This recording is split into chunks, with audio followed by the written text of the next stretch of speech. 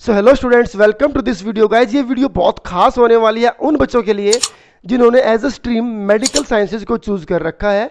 जो बच्चे class 10th के बाद चूज करना चाहते हैं उनके लिए भी इंफॉर्मेटिव होने वाली है। जो 11th क्लास में है और 12th क्लास में है, मेडिकल चूज कर चुके हैं, उनके लिए तो ऑब्वियसली है ही। तो गाइज यस, आपने सोच भी लिया होगा। आज की वीडियो में चर्चा करने वाले हैं नीट एग्जाम के बारे में। होता क्या है नीट एग्जाम और इसके क्या एलिजिबिलिटी क्राइटेरियाज हैं, कितनी सीट्स होती हैं, कितने मार्क्स का टेस्ट होता है, कितने मार्क्स आपको चाहिए होते हैं, क्या कुछ रहता है, सब इस वीडियो के अंदर बताने वाला हूं। तो सबसे पहले बताऊंगा नीट होता क्या है। National eligibility cum entrance test. Eligibility के लिए और एंट्रेंस के लिए, दोनों के लिए आपको ये क्वालिफाई करना होता है। मीन्स के यहाँ से आप काउंसलिंग के लिए अपने आपको एलिजिबल करा लेते हैं और किसी गवर्नमेंट कॉलेज के अंदर आप एंट्रेंस के लिए भी इसी एग्जाम को आपको क्रैक करना होता है। मतलब एक ही एग्जाम को पास करने के बाद आप दोनों चीज़ों के लिए एलिजिबल हो जाते हैं। लेकिन उससे पहले बात करते हैं कि टेस्ट को देता कौन है। जी हाँ, मैंने आपको बताया, अगर आपने मेडिकल साइंसेज को चूज कर रखा गाइज तो आप इस टेस्ट को दे सकते हैं। इस टेस्ट का जो पैटर्न रहता है वो 720 नंबर 720 मार्क्स का रहता है। 180 क्वेश्चन आपको फेस करने हैं, 180 ही मिनट आपको मिलेगी। मल्टीपल चॉइस क्वेश्चन रहते हैं, पेन पेपर के साथ साथ ऑनलाइन मोड, दोनों ही मोड में पेपर होता है। और जहाँ तक बात है नंबर ऑफ स्टूडेंट्स की गाइज, तो 2022 में लगभग 17 से 18 लाख बच्चों ने ये टेस्ट दिया है। अब सीटें कितनी रहती है देश भर में? लगभग 1,50,000 सीटें रहती हैं। तो नियर अबाउट 10% चांसेस रहते हैं आपके सक्सेस के, अगर मैं बात करूं नीट एग्जाम की। तो अब बात करते हैं कि कितने मार्क्स में आप इसको क्रैक कर पाएंगे। ये बड़ा मुद्दा है। ठीक है, अब मुद्दे की बात ये है कि कम से कम आपको 50% मार्क्स तो सिक्योर करने हैं काउंसलिंग में अपने आप को एनरोल कराने के लिए, चाहे आपका नंबर किसी गवर्नमेंट कॉलेज में आए या फिर ना आए। अगर आप किसी अच्छे पीजीआई से चाहते हैं कि मैं एमबीबीएस करूं तो कम से कम आपको 650 नंबर लेने की कोशिश करनी है। 650 अंक आपके आने चाहिए। अगर आपको एम्स जैसे इंस्टीट्यूशंस में एडमिशन चाहिए तो ये कट ऑफ इससे भी ऊपर जाती है। तो आप 650 को एक फिगर मान करके चले कि मुझे इतने मार्क्स को लेने हैं 720 में से। अब इतना लेवल इसका हाई क्यों हो जाता है वो भी हम बात करेंगे कि क्यों 650 और बाकी कुछ एग्जाम्स में तो बहुत कम पे कट ऑफ जाती है, वो भी चर्चा हम बाद में करेंगे। उसके बाद बात आती है 180 क्वेश्चन जो आप फेस करेंगे, उसमें से आधे क्वेश्चन आपके रहेंगे अकेली बायोलॉजी से और आधे क्वेश्चन शेयर करेंगे फिजिक्स और केमिस्ट्री हाफ हाफ। तो 45 फिजिक्स केमिस्ट्री और 90 क्वेश्चन आपके अकेले रहेंगे बायोलॉजी से। उसके अंदर बोटनी और जूलॉजी का सेक्शन रहता है।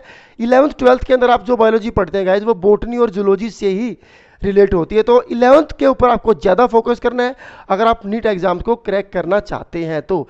अब बात करता हूँ कि देश भर में कितनी ज़्यादा सीटें हैं, कितनी ज़्यादा सीटें हैं जिनके ऊपर बच्चे एडमिशन लेते हैं। तो लगभग 1,50,000 मैंने आपको बताया। उसमें से भी अगर मैं इसको डिवीजन कर दूं तो सबसे ज़्यादा सीटें रहती हैं एमबीबीएस कोर्सेज के लिए। लगभग 85,000 के आसपास सीटें रहती हैं, 1,000-2,000 ऊपर नीचे। उसके बाद आयुष की भी सीटें बहुत सारी हैं, मोर देन 50,000, 50-52,000 के आसपास सीटें होती हैं। और लगभग 24,000 सीटें आपकी रहती है बीडीएस में और कुछ 100, 200, 400, 500 सीटें कुछ और जो छोटे मोटे कोर्सेज रहते हैं उनके लिए रहती है। तो लगभग 1,50,000 सीटों के लिए बच्चे ये एग्जाम देते हैं जिनके ऊपर उनका सिलेक्शन होना होता है। लेकिन मैंने आपको बताया 650 अंक का आपको एक आंकड़ा, एक फैक्ट, एक फिगर आपको फिक्स करना पड़ेगा कि इतने मार्क्स तो मुझे लेने ही लेने हैं। इन कंपैरिजन टू आईआईटी ये टेस्ट थोड़ा सा आसान रहता है। क्यों रहता है गाइज, ये इसके ऊपर हम चर्चा करेंगे किसी और वीडियो में। जब आईआईटी के लिए वीडियो बना रहा हूँ तो जरूर आपको बताऊंगा कि वहाँ पर इतना टफ क्यों पड़ता है और ये ईजी क्यों पड़ता है। तो देखिए, अब बात आती है कि आपको कब और कैसे क्या करके आप ऐसा क्या करें, किस चीज़ के ऊपर फोकस करें कि ये एग्जाम आपका जल्दी क्रैक हो। सबसे पहली बात तो ये बता दूं कि इन एग्जाम्स के अंदर जो मोस्टली सिलेबस रिकमेंड किया जाता है गाइज वो 11th और 12th क्लास के बेसिस पर किया जाता है। मीन्स की एनसीईआरटी जो 11th और 12th क्लास के चैप्टर्स हैं उन्हीं में से क्वेश्चंस बनते हैं। अब मैं ये भी नहीं कहूँगा कि टोटली आप एनसीईआरटी को ही छान मारिए, जी नहीं। कुछ रेफरेंस बुक्स भी आपको पढ़नी पड़ सकती है, लेकिन जो सिलेबस का जो क्राइटेरिया रहता है वो तो एनसीईआरटी बेस ही रहता है।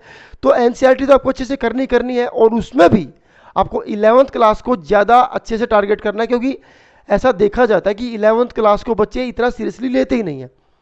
ठीक है, बहुत सारे केसेस में 11th क्लास को बच्चे ऐसे निकाल देते हैं, देन 12th क्लास में जाकर के बच्चे हार्ड वर्क करते हैं। तो 11th क्लास का पोर्शन ज़्यादा रहता है नीट एग्जाम के अंदर, इवन इन आईआईटी ऑल्सो। उसके बारे में तो उस अलग वीडियो में चर्चा करनी है। तो अगर आप मेडिकल साइंसेज चूज़ करने की सोच रहे हैं या फिर आपने चूज़ कर लिया है, तो ये आपके पास एक अच्छा मौका है, क्योंकि यहाँ पर कंपटीशन 17-18 लाख में से 1,50,000 का सिलेक्शन होना है। तो लगभग 8-9% बच्चे सिलेक्ट हो सकते हैं। तो 100 में से 8 बच्चे सिलेक्ट हो रहे हैं, तो आपको तो एक ही सीट चाहिए, 8 भी नहीं चाहिए। तो मेहनत तो थोड़ी लगेगी, लेकिन ये ऐसा भी टेस्ट नहीं है कि आप इसको क्रैक ना कर पाए। और क्योंकि इतना मुश्किल नहीं है कि देश के अगर मैं चोटी के 5 टेस्ट निकाल दूं, उतना भी मुश्किल नहीं है, उतना भी मुश्किल नहीं है। लेकिन हाँ, इतना आसान भी नहीं है कि कोई भी जाएगा और आसानी से हो जाएगा, ऐसा भी नहीं है। तो मेहनत आपको करनी पड़ेगी।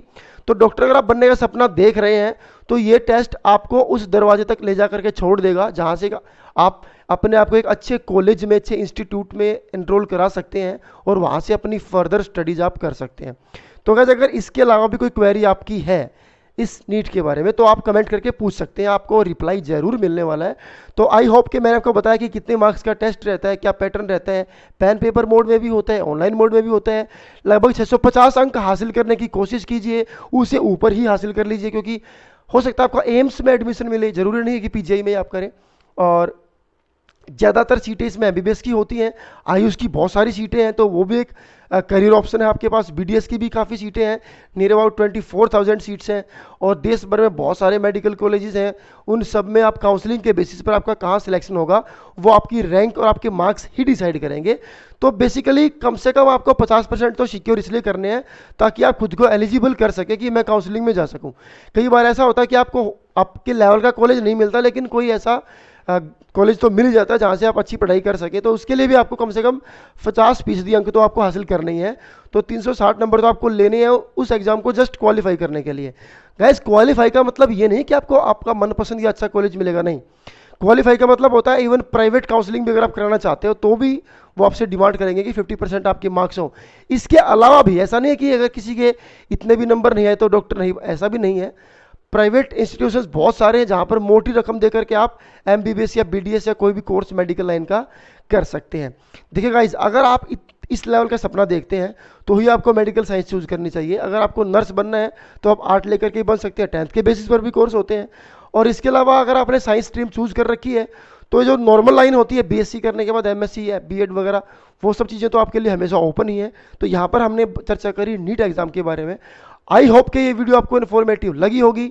अगर कोई इन्फॉर्मेशन आपको और चाहिए तो मैंने बताया कि कमेंट करके पूछ सकते हैं। अगर इन्फॉर्मेटिव लगी तो शेयर करें, धड़ाधड़ शेयर करें, अपने सभी फ्रेंड्स को दिखाएं कि भैया ऐसे भी होता है, ये सब चीज़ें हमें फेस करनी पड़ती है और ये पढ़ना पड़ता है। तो शेयर करें, और अगर आपको हमारे चैनल का कंटेंट अच्छा लगता है तो चैनल को कर लें सब्सक्राइब। Thank you.